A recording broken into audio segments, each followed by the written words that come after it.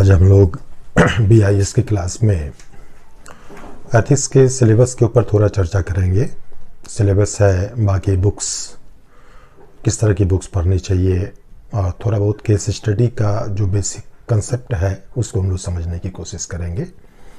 ये मान के चले कि एथिक्स की क्लास का आज से आरंभ हो रहा है।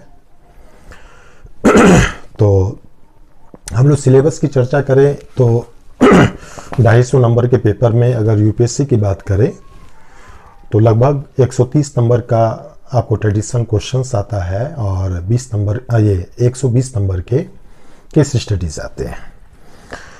ये जो सिलेबस जो है वो 7 चैप्टर में बटा हुआ है, 7 चैप्टर्स में बटे हुए हैं और किसमें क्या क्या चीज़ें हैं उसकी चर्चा थोड़ी बहुत हम लोग ब्रीफ में करेंगे। चूँकि टॉपिक वाइज टॉपिक जब हम लोग आगे बढ़ेंगे तो सारी चीज़ों से अवगत हम लोग हो ही जाएंगे। और इसके बाद हम लोग इन चीज़ों को भी समझेंगे कि इस सिलेबस में जो एथिक्स का पेपर जो जोड़ा गया है वो क्यों जोड़ा गया है, थोड़ा बहुत इन चीज़ों को। तो आइए अपने एथिक्स की यात्रा का आरंभ करते हैं हम लोग। एथिक्स यानी नीति शास्त्र।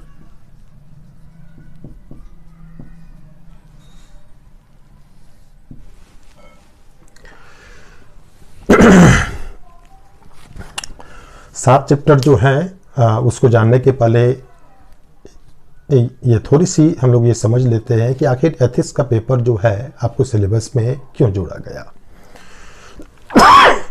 कोई भी सिलेबस जो है वक्त के हिसाब से बदलना बहुत ज़रूरी होता है।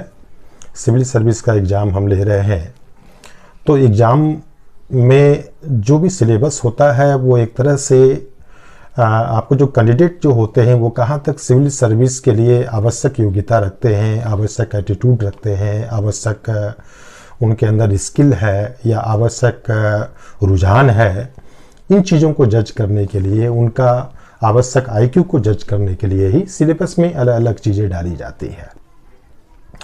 एथिक्स का पेपर इसलिए डाला गया कि पिछले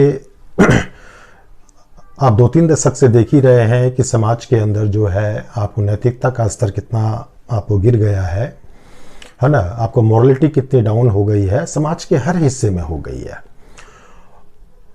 समाज के हर हिस्से में मॉरलिटी का डाउन होना चिंताजनक जरूर है आपको, लेकिन सिविल सर्वेंट के अंदर जो मॉरलिटी जो गिर रही है, शासन के अंदर जो नैतिकता का स्तर जो गिर रहा है, ये ज़्यादा चिंता का विषय है। क्योंकि शासन के कामकाज जो हैं आपको समाज को व्यापक रूप से प्रभावित करते हैं, है ना। सारे कानून, सारी नीतियाँ वही लोग बनाते हैं और वही लोग एग्जीक्यूट करते हैं, सारे प्रोग्राम वो लोग एग्जीक्यूट करते हैं और उनका नैतिक रूप से भ्रष्ट होना, है ना, उनका अपनी अब जिम्मेदारियों के प्रति जो है उदासीन होना, लापरवाह होना, करप्ट होना, है ना, ये सारी चीज़ें जो है आपको कहीं ना कहीं लोकहित को नुकसान पहुंचाती है, हमारे डेवलपमेंट को नुकसान पहुंचाती है। तो जो सिविल सर्वेंट जो आए, है ना, उनकी जो योग्यताओं को जो हम जांच करें तो उसमें नैतिकता की समझ की भी जांच होनी चाहिए कि एक एस्पिरेंट जो है ना, मॉरल पहलुओं को, है ना, नैतिक पहलुओं को कितने अच्छे तरीके से वो जानता है, क्या समझ है उसका, अलग अलग मॉरल इशू के ऊपर क्या उसका ओपिनियन है, उसका थॉट लेवल क्या है, इन चीज़ों की परख भी होनी जरूरी है, जिससे कि हम ये आंक सकें कि जो व्यक्ति सिविल सर्विस से जुड़ना चाह रहा है वो नैतिक रूप से सही है या नहीं है। ऐसा तो नहीं कि उसकी नैतिकता का स्तर जो है सोच के स्तर पे ही खराब है। तो इसी चीज को जज करने के लिए जो है कि पहले से ही एक माइंड सेट आपको मॉरलिटी के संदर्भ में जो है उसका चेक किया जा सके और इसी दौरान उसका माइंड सेट तैयार भी हो जाए, है ना। तो इस चीज के लिए जो है आपको एथिक्स का पेपर GS में आपको डाला गया। एथिक्स के पेपर में जितनी भी आपको टॉपिक डाले गए हैं, हर टॉपिक का संबंध कहीं ना कहीं आपकी भूमिका से होगा, आपकी ड्यूटी से होगा। एक सिविल सर्वेंट के तौर पर जो आपकी यात्रा होती है उस यात्रा में अलग अलग मुकाम पर, है ना, अलग अलग काम के दौरान, अलग अलग मतलब इवेंट्स के समय ये सारे टॉपिक कहीं ना कहीं आपकी भूमिका से जुड़े हुए होते हैं, आपके फैसलों से जुड़े हुए होते हैं। तो उसकी एक बेसिक समझ आपके अंदर जरूर होनी चाहिए, क्योंकि आपके अंदर अगर मॉरलिटी की सही समझ होगी तो आपको भी अपना मॉरल स्टेटस मेंटेन रखने में आसानी होगी, और साथ ही साथ जो अपने सब ऑर्डिनेट जो है उनके अंदर भी मॉरलिटी की निगरानी करने या मॉरलिटी को जज करने और या मॉरलिटी को बूस्टअप करने में जो है आपको आसानी होगी, है ना। यही थॉट रहा होगा आपको एथिक्स का पेपर आपको जब जीएस में या सिविल सर्विस के सिलेबस में जोड़ा गया। तो अब समझते हैं कि सिलेबस में क्या है। मैंने कहा कि 7 चैप्टर हैं इसमें। पहला चैप्टर जो है इसमें वो है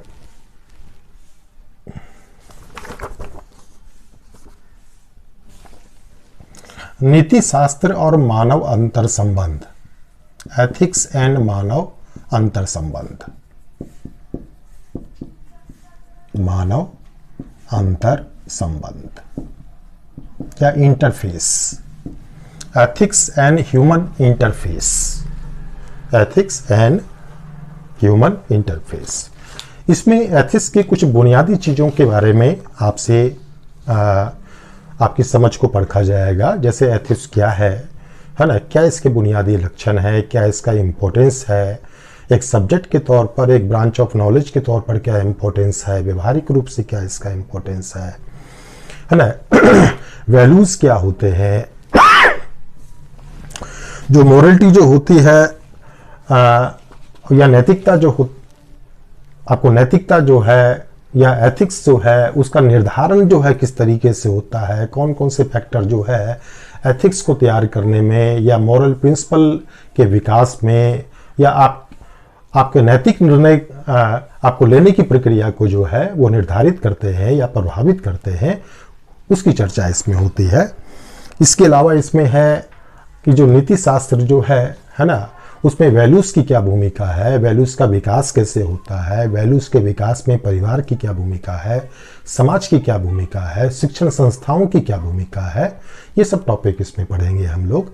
एथिक्स के डायमेंशंस क्या है, चूंकि एथिक्स एक अध्ययन का विषय भी है, तो अध्ययन के विषय के तौर पर जो है एथिक्स के कौन कौन से ब्रांच हैं, है ना, कौन कौन से डायमेंशंस हैं, इसका अध्ययन कितनी दिशाओं में फैला हुआ है, उसमें क्या क्या चीज़ों का अध्ययन होता है, किन चीज़ों पे आपको फोकस होता है उसमें, इन चीज़ों के ऊपर इसमें मुख्य रूप से चर्चा होती है। इसके अलावा जो है परिणाम ऑफ कंसिक्वेंस ऑफ एथिक्स, इसका मतलब हुआ कि नैतिकता का परिणाम, एथिक्स का परिणाम, यानी एथिक्स एक विषय के तौर पर अगर विकसित होता है या एथिक्स का विकास, मॉरलिटी का विकास समाज में जब बेहतर होता है तो क्या प्रभाव उसका समाज पर पड़ने वाला है, क्या उसका परिणाम उसका निकलेगा, इन चीज़ों के बारे में हम लोग फर्स्ट चैप्टर में पढ़ते हैं।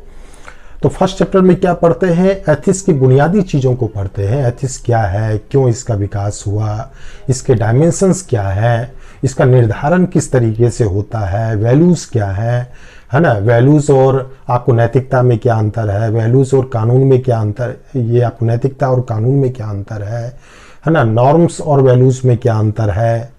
इसके अलावा इसके विकास में परिवार की क्या भूमिका है, शिक्षण संस्थाओं की क्या भूमिका है, समाज की क्या भूमिका है, इन सारी चीज़ों को हम लोग फर्स्ट चैप्टर में पढ़ते हैं, है ना। इससे क्या है कि एक सिविल सर्वेंट के एस्पिरेंट के तौर पर जो है एथिक्स की बुनियादी चीज़ों की समझ जो है ना, वो आपकी विकसित हो जाएगी। क्योंकि जब तक एथिक्स के बारे में, मोरलिटी के बारे में बेसिक्स आप नहीं जानेंगे, उसकी बुनियादी चीज़ों को नहीं जानेंगे, उसका विकास कैसे होता है, क्या उसका इम्पैक्ट पड़ता है, इन चीज़ों को जब तक आप नहीं जानेंगे तब तक प्रशासन में जो है उसका सही इस्तेमाल आप नहीं कर पाएंगे। दूसरा टॉपिक जो है वो एटीट्यूड के बारे में है, अभिवृत्ति।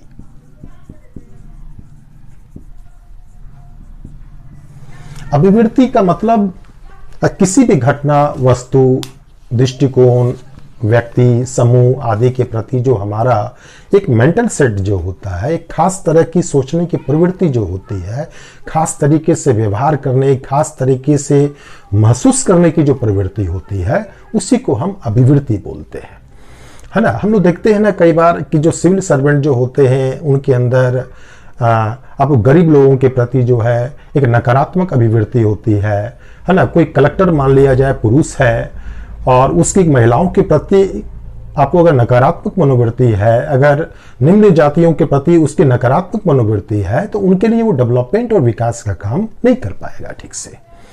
तो इन अभिवृत्तियों को जानना, उसकी समझ होना भी बहुत जरूरी है कि यह अभिवृत्ति है क्या, कैसे इसका विकास होता है, कैसे इसमें परिवर्तन हो सकता है, कैसे इसका प्रबंधन हो सकता है, क्या इसका प्रभाव पड़ता है हमारे व्यवहार के ऊपर, क्या इसका प्रभाव पड़ता है समाज के ऊपर, क्या इसका प्रभाव पड़ता है शासन के ऊपर। इन चीज़ों को भी हम लोग इसमें समझेंगे। इसके अलावा जो है नैतिक अभिवृत्ति है ना, वैसी अभिवृत्तियां जो मॉरली साउंड है ना, उसको नैतिक अभिवृत्ति बोलते हैं। और राजनीतिक घटनाक्रमों, संस्थाओं, विचारधाराओं के प्रति जो हमारी अभिवृत्ति होती है उसको राजनीतिक अभिवृत्ति बोलते हैं। इसको भी इसमें हम लोग पढ़ते हैं। तो दूसरे चैप्टर में हम लोग क्या पढ़ते हैं? अभिवृत्ति पढ़ते हैं। इंग्लिश में इसको बोलते हैं एटीट्यूड। एटीट्यूड। इसके बाद जो है वो है अभिक्षमता। अभिक्षमता एवं बुनियादी मूल्य, यानी एप्टीट्यूड और फाउंडेशनल वैल्यूज।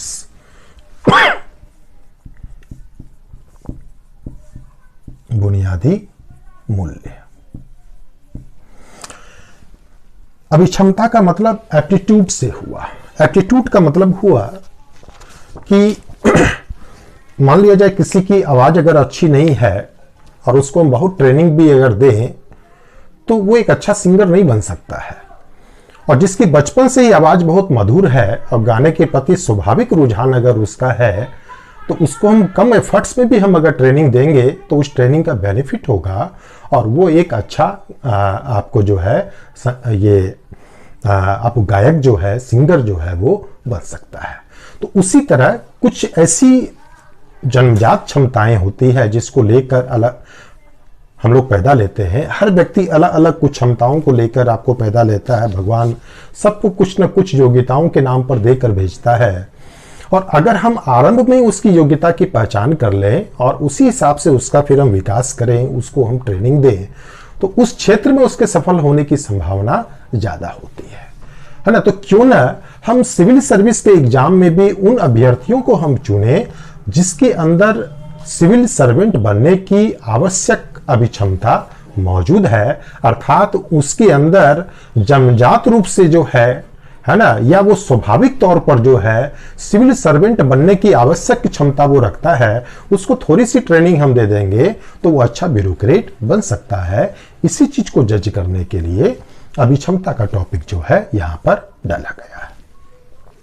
बुनियादी वैल्यूज का मतलब हुआ कि इसमें कुछ वैसे वैल्यूज की बात की गई है जिन वैल्यूज का होना जो है सिविल सर्विस के लिए आवश्यक माना गया है। कोई भी सिविल सर्वेंट हो, कलेक्टर हो, एसडीएम हो, है ना, जिला कल्याण पदाधिकारी हो, कोई भी हो अलग अलग पोस्ट पर, तो उनमें ये वैल्यूज का होना जरूरी है। अगर नहीं होगा तो वो एक सिविल सर्वेंट के तौर पर, सिविल सेवक के तौर पर लोकतंत्र के अंदर जो उसकी भूमिका होती है उसके साथ वो जस्टिस नहीं कर पाएगा। इस वैल्यूज में हम लोग पढ़ते हैं, जैसे आपको सत्यनिष्ठा है ना, यानी कि अपने सिद्धांतों के प्रति, अपने आदर्शों के प्रति अडिग रहना। करुणा है ना, यानी कि दूसरों के प्रति दया का भाव रखना, उसकी सेवा करने की तत्परता, समर्पण का भाव है ना, तटस्थता है ना, इसके बाद प्रतिबद्धता है ना। ये सब कुछ वैल्यूज हैं जिसकी चर्चा जो है इसमें हम लोग पढ़ेंगे। ऑब्जेक्टिविटी, वस्तुनिष्ठता है ना। वस्तुनिष्ठता का मतलब हुआ कि आपका अपना कोई व्यक्तिगत विचार नहीं होगा, बिल्कुल फैक्चुअल आधार पर, रैशनल आधार पर आप फैसले ले। ये वैल्यूज आपके अंदर होना चाहिए है ना। टॉलरेंस, सहनशीलता, एक सिविल सेवक को सहनशील होना भी जरूरी है। कंपेशन, आपको एक करुणा की जो बात मैंने की, तो ये सब वैल्यूज की चर्चा जो है इसमें हम लोग करेंगे। और ये सारे वैल्यूज जो है एक सिविल सर्वेंट के अंदर होने बहुत जरूरी है। इनके बिना वो एक अच्छा सिविल सर्वेंट बन ही नहीं सकता है। इसके बाद जो चौथा जो इसमें जो चैप्टर जो है वो है सांवेगिक बुद्धि का।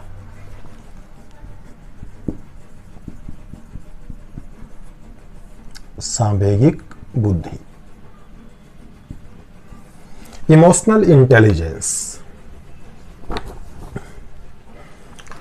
इमोशनल इंटेलिजेंस का मतलब ये हुआ सिंपल, आपने देखा होगा कि आपको बहुत सारे लोग आपके आसपास होते होंगे जिनके अंदर ये बड़ी क्षमता होती है कि वो अपने इमोशंस को अच्छे से आपको मैनेज कर लेते हैं, आपकी भावनाओं को भी अच्छे तरीके से समझते हैं और कब किसके किस फीलिंग को ध्यान में रखते हुए किस तरीके से रिएक्ट करें, किस तरीके से बिहेव करें, है ना, जिससे कि सामने वाले को तकलीफ न आपको पहुंचे।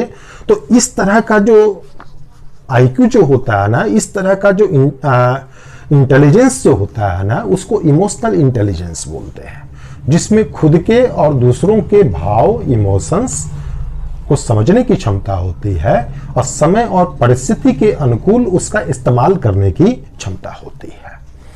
तो एक सिविल सर्वेंट के अंदर ये क्षमता होनी बहुत जरूरी है, क्योंकि इतने लोगों के संपर्क में आता है, जूनियर होते हैं, कलीग होते हैं, सीनियर होते हैं, है ना, पब्लिक होते हैं, अलग अलग भांति भांति के लोग होते हैं, है ना, डिप्लोमेट होते हैं, नेता होते हैं, सबको जो है मिला के चलना होता है, सबकी सुनना होता है, सबको आपको मैनेज करना होता है। और अगर सिविल सर्वेंट अपने इमोशंस को कंट्रोल अगर नहीं कर पाएगा या सामने वाले के इमोशंस को नहीं समझ पाएगा तो वो अच्छा सिविल सर्वेंट नहीं बन सकता है, उसके फैसले गलत हो सकते हैं। तो इसलिए जो है ये इमोशनल इंटेलिजेंस का जो चैप्टर जो है इसमें आपको जोड़ा गया है, सांवेगिक बुद्धि का चैप्टर जो है जोड़ा गया है। इसके बाद जो है थिंकर्स है, इसमें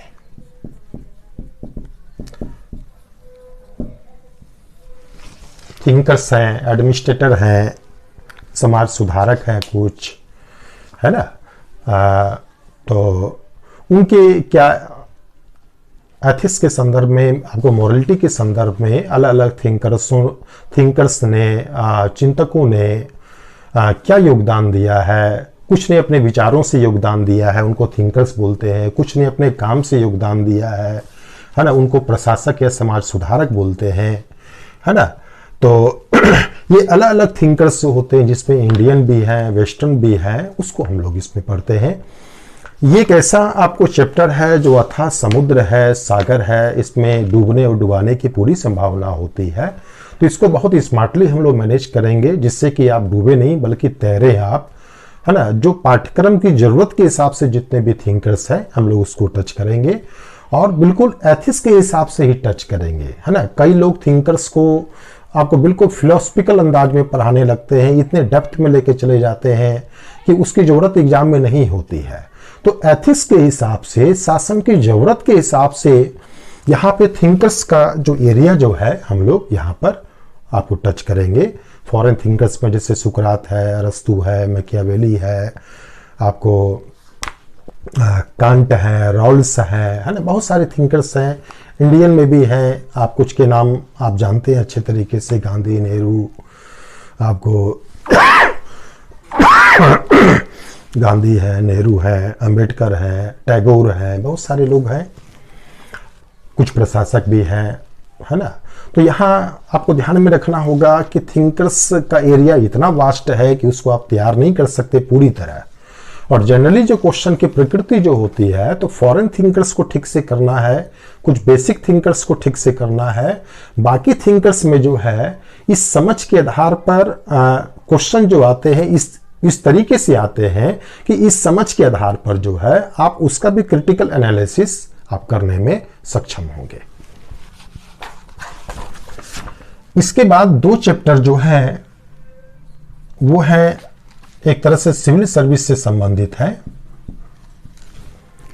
जिसमें एक है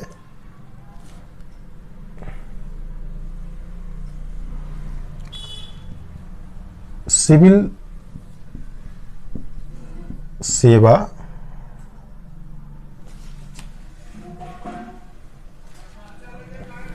सेवा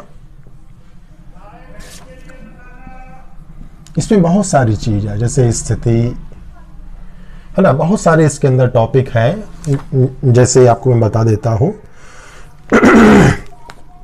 सिविल सेवा में अभी मोरलिटी का, नैतिकता का क्या स्टेटस है, क्यों नैतिकता का क्षरण हो चुका है, कैसे उसको हम मोरलिटी को हम बूस्टअप कर सकते हैं, उसको इम्प्रूव कर सकते हैं। जो मोरलिटी होती है उसको गाइड करने वाले गाइड करने वाली जो फिलॉसफी है वो क्या है, उसका दार्शनिक आधार क्या है, हमारी नैतिकता का, नैतिक फैसलों का दार्शनिक आधार क्या होता है, उसको हम लोग समझते हैं। इसमें जब हम फैसले ले रहे होते हैं तो बहुत बार ऐसा होता है कि नैतिक दुविधा की स्थिति में आते हैं, तो कैसे नैतिक दुविधा से निकला जाए, उस चीज के बारे में इसमें चर्चा है। इसके अलावा जो हमारी नैतिकता जो होती है, जब हम नैतिक फैसले कर रहे होते हैं, या जो हमारा नैतिक व्यवहार जो होता है, उस नैतिक व्यवहार को गाइड करने में, उसको कंट्रोल करने में कानून की क्या भूमिका है, रूल्स रेगुलेशंस की क्या भूमिका है, अंतरात्मा की क्या भूमिका होती है ना, उनका कंपैरेटिव एनालिसिस हम लोग इसमें करेंगे। क्योंकि वो सारी चीजें जो है सिविल सर्विस के आप जब उसमें जाएंगे तो इन चीजों से गुजरना पड़ता है, तो वो सारी चीजों की समझ विकसित करने के लिए आपको ये इसमें डाला गया है। इसके बाद जो है अंतर्राष्ट्रीय नैतिकता का जो इसमें पढ़ेंगे हम लोग, इंटरनेशनल अंतर्राष्ट्रीय संबंधों में कौन से नैतिक मुद्दे हैं, कौन से नैतिक सिद्धांत हैं, है ना, और आपको किस तरह की चीजें जो है अंतर्राष्ट्रीय स्तर पर संबंधों में अनैतिकता को बढ़ावा दे रही है। तो जो भी इससे जुड़े अंतर्राष्ट्रीय संबंधों में जो आपको मोरलिटी और इमोरलिटी के जो क्वेश्चंस उभर के आए हैं, है ना, आपको प्रैक्टिकल इशू और उसका थ्योरेटिकल इशू, उन दोनों चीजों के बारे में इसमें हम लोग समझेंगे। क्योंकि एक ब्यूरोक्रेट को जो है इसकी समझ भी होनी चाहिए। आजकल सब कुछ ग्लोबलाइज हो गया है, आपकी बहुत सारी नीतियां, बहुत सारा काम जो हो रहा है ना, वो हम शेष विश्व के साथ जुड़ के हम कर रहे होते हैं। आप डिप्लोमेट भी बनते हैं, वहां भी आपको इंटरेक्ट करना आपको होता है ना, तो इसलिए आपके अंदर ये समझ होना जरूरी है। इसके अलावा कॉर्पोरेट गवर्नेंस के बारे में हम लोग पढ़ेंगे। कॉर्पोरेट गवर्नेंस का मतलब कि जो कंपनियां सब जो होती है उसमें भी कैसे अच्छी गवर्नेंस को हम लाए। चूंकि आजकल कंपनियों में भी आपको जनता का ही पैसा होता है, पब्लिक का शेयर के माध्यम से होता है, बैंकों के माध्यम से होता है, सरकार की सब्सिडी या अन्य तरीकों से होता है।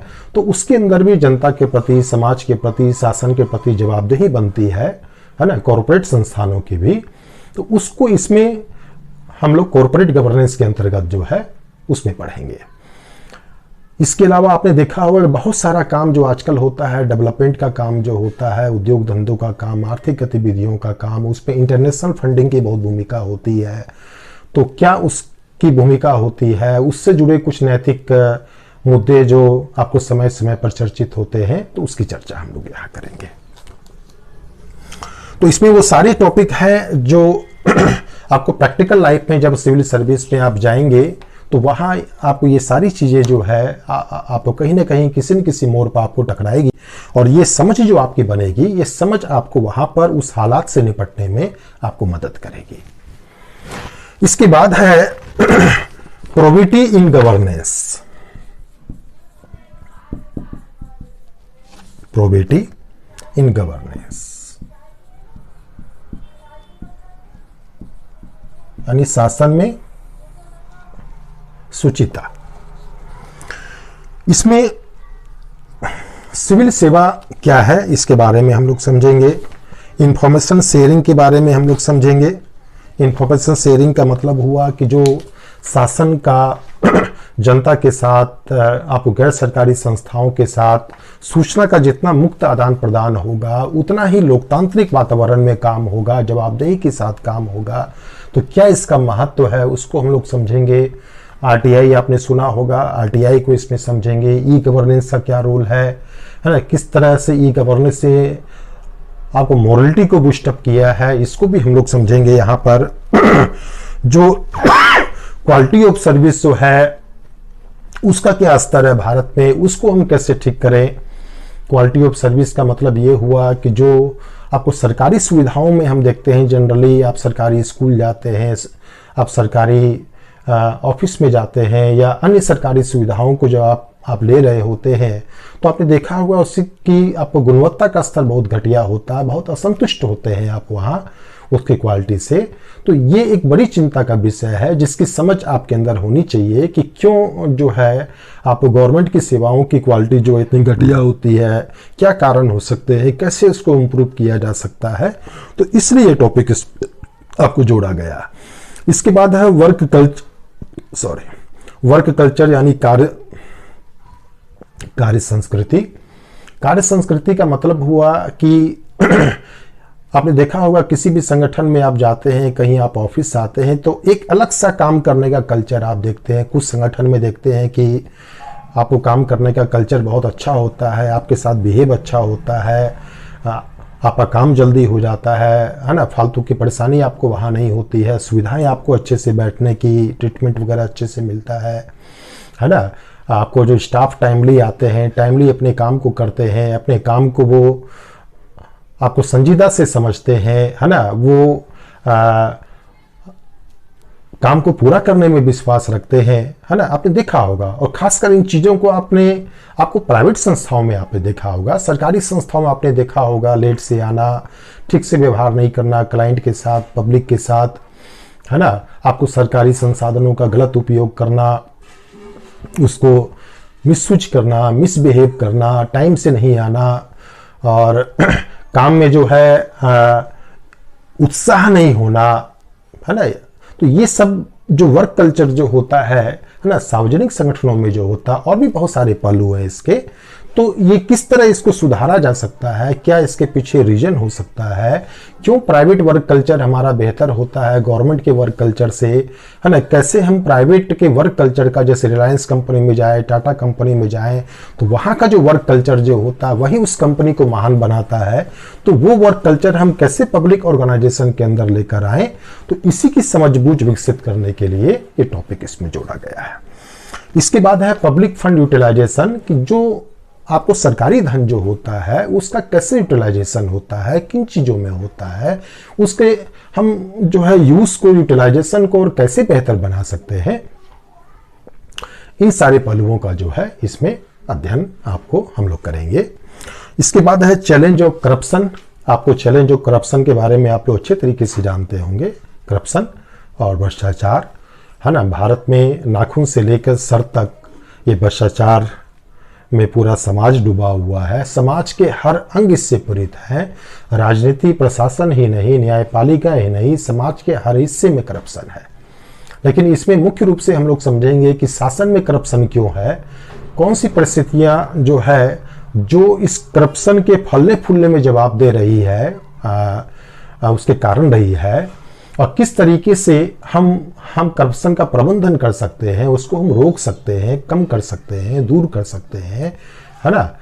इन चीज़ों के बारे में इसमें हम लोग समझेंगे। और जो भी ये सारे टॉपिक जो हम लोगों ने देखे, है ना, इसमें एक तो आपको टॉपिक होता सीधा सीधा, है ना, जो सिलेबस में दिया हुआ रहता है। कुछ टॉपिक ऐसे भी होते हैं जो इसी टॉपिक से जुड़े हुए आज के जो ज्वलंत मुद्दे जो हैं उनसे लिंक करके पूछा जाता है।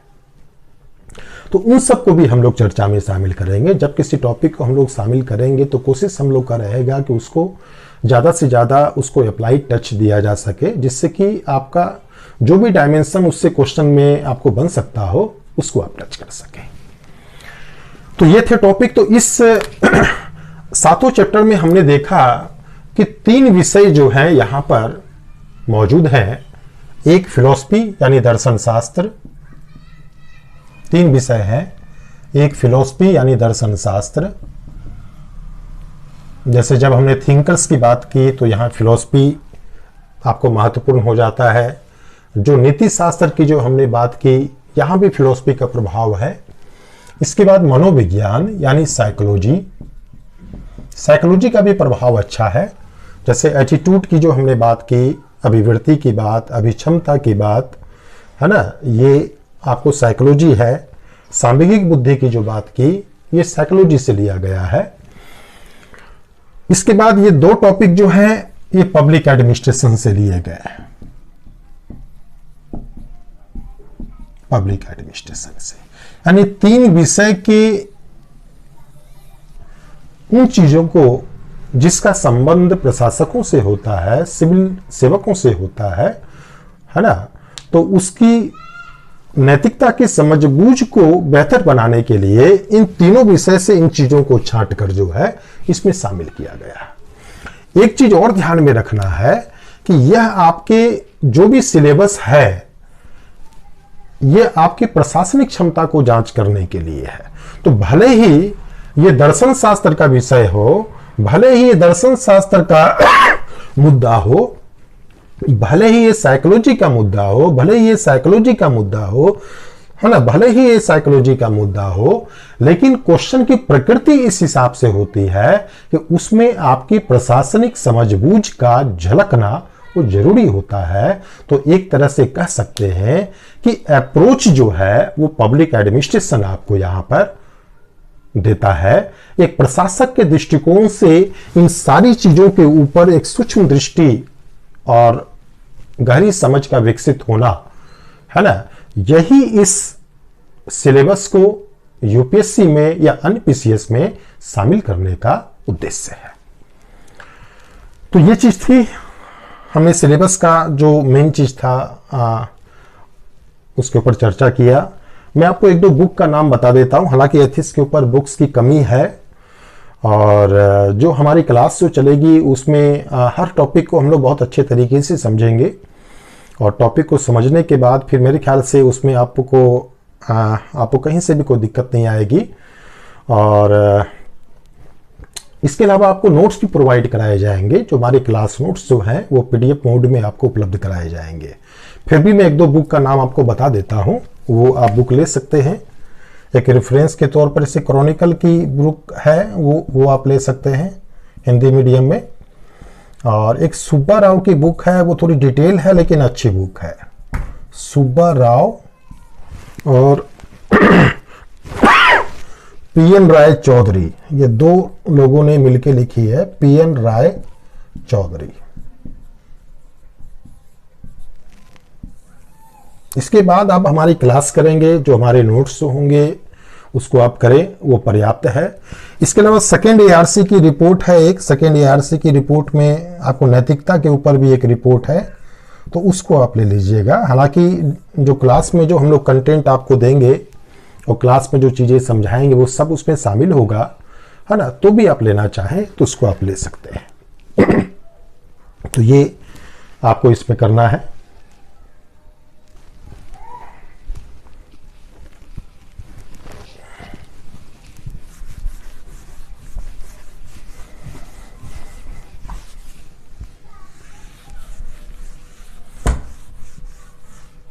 क्रॉनिकल सुब्बा राव और पीएन राय चौधरी, ये ध्यान में रखिएगा।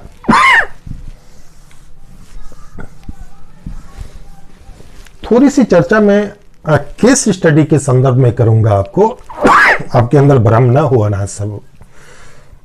अनावश्यक।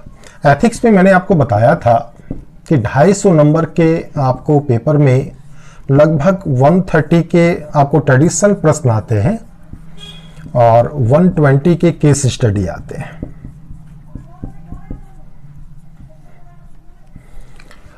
कई लोगों को मैंने देखा है कि आपको कुछ टॉपिक कराते हैं, हमारे लिए एक टॉपिक कराया उन्होंने और उस टॉपिक के बाद केस स्टडी वो देते हैं। ये तरीका गलत है। केस स्टडी जो पूछा जाता है ये हमेशा ध्यान में रखिएगा, ये एथिक्स की पूरी समझ के आधार पर आपको पूछा जाता है। केस स्टडी कभी भी कोई एक टॉपिक के ऊपर आधारित नहीं होता है। हो सकता है उसमें टॉपिक विशेष का प्रभाव ज्यादा हो, ऐसा हो सकता है ना, लेकिन जो केस स्टडी में जो चीजें पूछी जाती है ना, जिस पर आपका ओपिनियन लिया जाता है, तो वहां वो उम्मीद करता है कि एथिक्स की एक पूरी समझ, दृष्टिकोण आपकी विकसित हो चुकी है और उसी समझ के आधार पर अब इस केस को आप डील करेंगे, न कि किसी एक टॉपिक की समझ के आधार पर। इसलिए कभी भी आप जब केस स्टडी को सॉल्व कर रहे हो तो कभी भी जल्दबाजी न करें। ऐसा न सोचें कि केस स्टडी जब आप सॉल्व कर रहे हैं तो आरंभ से ही आपके अंदर मैच्योरिटी आ जाएगी। जब एथिक्स का ट्रेडिशनल पेपर आपका कंप्लीट हो जाएगा, जितने भी टॉपिक की चर्चा हमने की उसकी समझ बूझ जब आपकी डेवलप हो जाएगी, आप देखिएगा फिर केस स्टडी को हल करने में आपका दृष्टिकोण बदल जाएगा, आपके बातों में गहराई बढ़ जाएगी, आपके बातों में रैशनैलिटी बढ़ जाएगी, वो अपने आप आ जाएगी फिर, है ना। तो इसलिए हम लोग जो केस स्टडी हम लोग जो डील करेंगे, पहले हम लोग ट्रेडिशनल क्वेश्चन करेंगे, जो ट्रेडिशनल जो टॉपिक है उसको हम लोग डील करेंगे, उससे जुड़े क्वेश्चंस को हम लोग डील करेंगे। उसके बाद जब आपको पूरा सिलेबस सब हो जाएगा, उसके बाद हम लोग उससे जुड़े जितने केस स्टडीज हैं, कैसे उसको डील किया जाएगा, उसको हम लोग उसका प्रैक्टिस करेंगे। केस स्टडीज में हमेशा ये ध्यान में रखिएगा, उसमें इस तरह के केस पूछे जाते हैं जो एक ब्यूरोक्रेट के तौर पर आप जब काम में होंगे तो ऐसी घटनाओं से आपको रूबरू होना पड़ेगा, है ना। मान लिया जाए कि आप एक ऑफिसर हैं और आपकी कहीं पोस्टिंग हुई, और जहां पोस्टिंग हुई वहां बहुत अव्यवस्था है, अनुशासनहीनता है, आपने चीजों को ठीक करने की कोशिश की, टाइट आपने करने की कोशिश की, थोड़ा सख्ती आपने बरता, तो उन लोगों ने गुटबंदी करके जो है एक महिला कर्मचारी का इस्तेमाल करके आपको फंसा दिया, आपके ऊपर आरोप लगा दिया। तो अब ऐसी स्थिति में आप क्या करेंगे? तो इस तरह की घटनाओं को एक आधार बनाकर, हर इसी तरह की घटनाएं, कोई भी घटनाएं हो सकती है, एक जनरली जो ब्यूरोक्रेट के जीवन में जो फेस आप करेंगे, है ना, उसी तरह की घटनाओं को आधार बनाकर जो है केस लिया जाता है। और फिर आपसे उम्मीद की जाती है कि नैतिकता की समझ और प्लस एक रैशनल व्यक्ति के रूप में जो है आप कैसे उन चीजों को हल करेंगे। एक ब्यूरोक्रेट की समझबूझ आपके अंदर है या नहीं है, इस चीज को जज किया जाता है।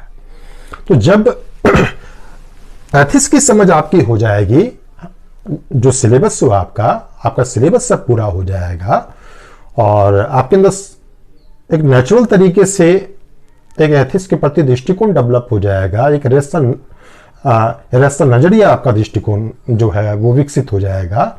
तब केस स्टडी में आप देखिएगा कि खुद ब खुद जो है आपके अंदर केस को हल करने की क्षमता आपकी अपने आप बढ़ जाएगी। तो हम लोग बीच बीच में भी केस स्टडी को हम लोग डील करेंगे, हल करेंगे। जो प्रीवियस ईयर का जो पेपर जो आपको पूछा गया है उसको बीच बीच में हम लोग जरूर डील करेंगे, जिससे आप लोग प्रैक्टिस बीच बीच में करते रहें। तो ये आपको मूलभूत चीज थी जो आज हम लोगों ने चर्चा की आपको सिलेबस के ऊपर। इसके बाद की नेक्स्ट क्लास जो होगी उसमें हम लोग आपको टॉपिक पे आ जाएंगे कि एथिक्स क्या है ना, जो भी आपका रेगुलर टॉपिक जो है उसके ऊपर हम लोग क्लास आरंभ कर देंगे। तो आज मैं आपसे विदा लेता हूं। आज का मतलब इस क्लास में मैं आपसे विदा लेता हूं। कल की क्लास में यानी नेक्स्ट जो टॉपिक हमारा जो आएगा उसमें हम फिर आपसे मुलाकात करेंगे। Thank you.